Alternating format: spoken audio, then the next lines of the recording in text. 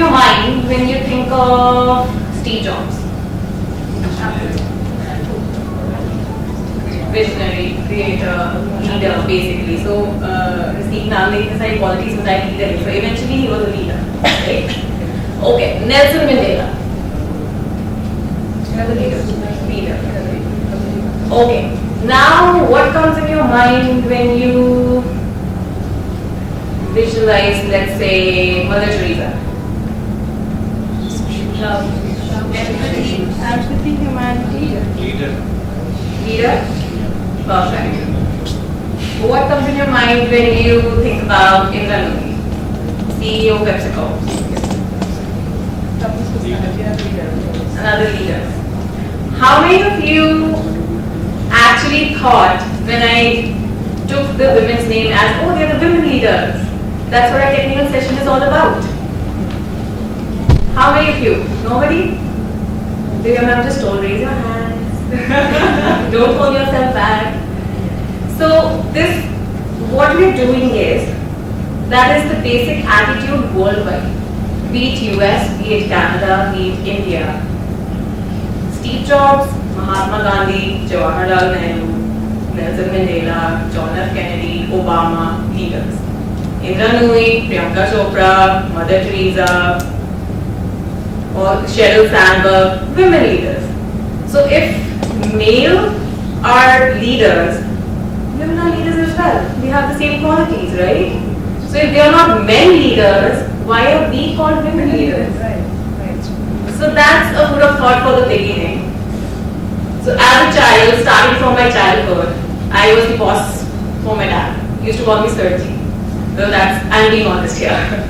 Being the monitor of the class, being the head girl of the school, president of the college, directors at large at the University of Regina, and then now MD and CEO of 2 companies. So people, as the women say, call me bossy. They're like, oh, you're so aggressive. Oh, you're so outgoing. That is not usual.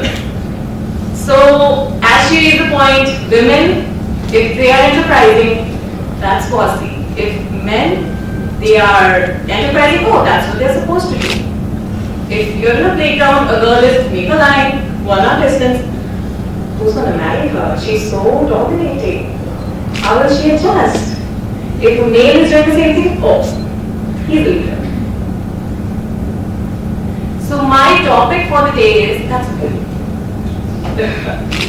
So my topic for the day is role of organizational systems and family in the career growth of a woman. So let's start with the organizational role, the role of organizations. I was reading somewhere, and that is what I discovered while building my own companies as well, that successful organizations, nations, provinces, anything, are dependent on one thing actually, that is infrastructure. Agar ye room abhi yahan nahi hoga, table, chairs, how would we have conducted this event? So even this, everything is dependent on infrastructure. And now the infrastructure has 4 main elements. And please listen to me, this is thoda sa gyan, but we'll take something out of it. So the first thing that is the first element of infrastructure is transportation. So अगर हम इसको as a nation सोचें, so if we think of a nation, transportation.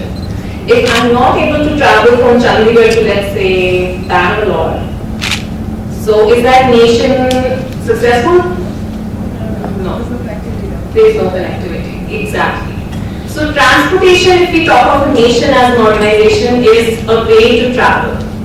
If we talk of an organization, let's say Gyan Jyoti Institution, so transportation in that organization means a medium to travel. But travel what? Ideas, thoughts, ideologies, opinions. So transportation in an organization's infrastructure is the first element that is very important.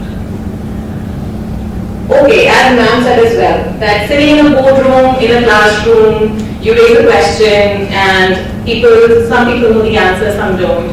But you'll see more men raising their hands, even when they might know, may not know, like the gentleman there said, I'm just trying to conceptualize it. If I was sitting there and trying to conceptualize it, I would just be like, okay, don't ask me, right?